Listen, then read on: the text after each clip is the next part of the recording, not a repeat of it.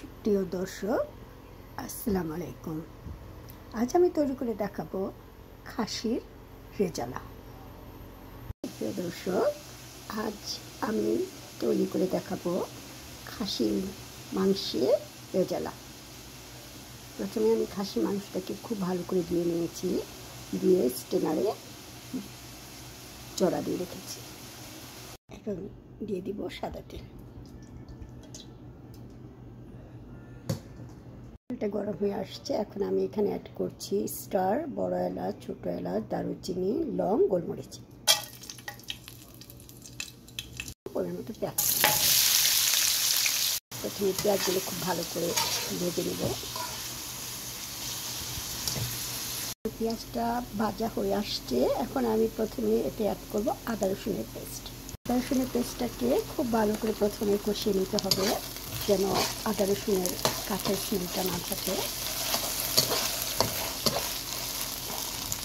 আর আদা রসুন থেকে কাঁচা স্মেল বের হয়ে আসছে।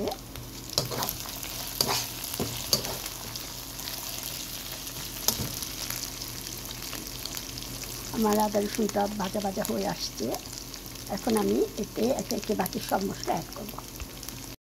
এখানে যেহেতু আমার রেজালা, তাই সামান্য পরিমাণে আমি মশলা অ্যাড করেছি, হলুদ, মরিচ, ধনে, জিরে। এখন কিছুটা পানি দিয়ে আমি ভালো করে কষিয়ে দেবো। এখন এই মশলার মধ্যে দিয়ে দিচ্ছি খানিকটা লবণ। আমার মশলা কষানো অলমোস্ট হয়ে আসছে। এখন আমি মাংসগুলো দিয়ে দেবো। মাংসগুলো দিয়ে দিয়েছি। এখন মাংসগুলো খুব ভালো করে মশলার সাথে মিশিয়ে ঢেকে রান্না করব। ফিরে আসবো কিছুক্ষণ পর। খুব ভালো করে মিশিয়ে নিয়েছি, এখন ঢেকে দিব।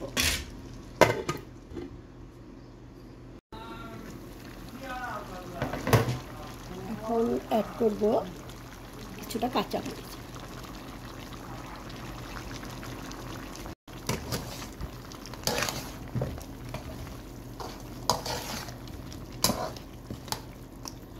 এখন এই রেজালার জন্য আমি একটা মশলা তৈরি করে নিব।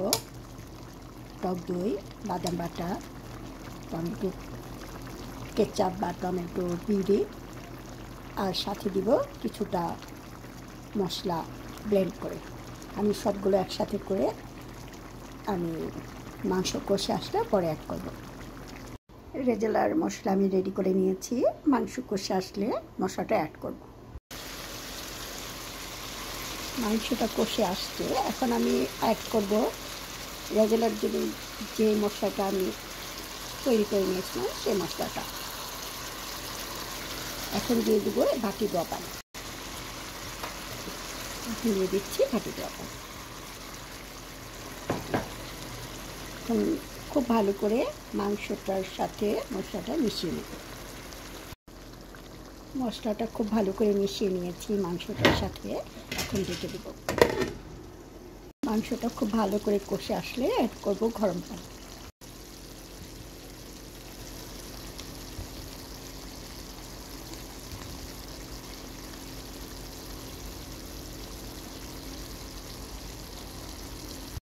মাংসটা সুন্দর কষে আসছে। এখন অ্যাড করব গরম পানি।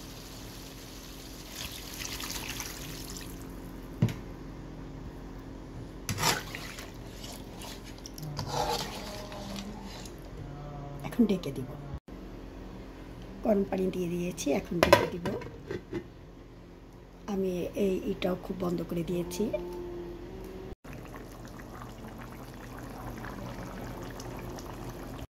রান্না আমার শেষ পর্যায়ে। এই মুহূর্তে আমি এখন দিব কিছুটা কাঁচামরিচ। এই কাঁচামরিচগুলো ফ্লেভারের জন্য দিচ্ছি।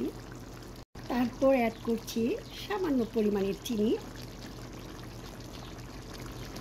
এখন দিয়ে দিচ্ছি গুঁড়া দুধ।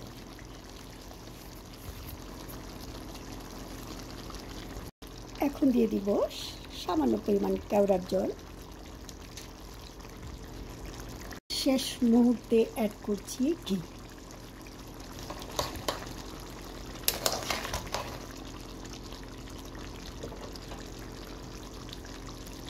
এখন শেষ পর্যায়ে যে উপাদানটি ইউজ করব সেটি হচ্ছে গরম মশলা।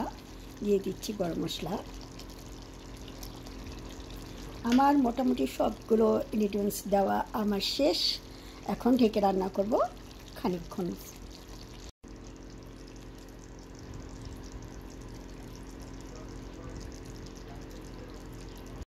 আমার রেজাল্টের রান্নাটা মোটামুটি অলমোস্ট শেষ পর্যায়ে। প্রিয় দর্শক, রেডি হয়ে গেল আমার খাসির রেজালা।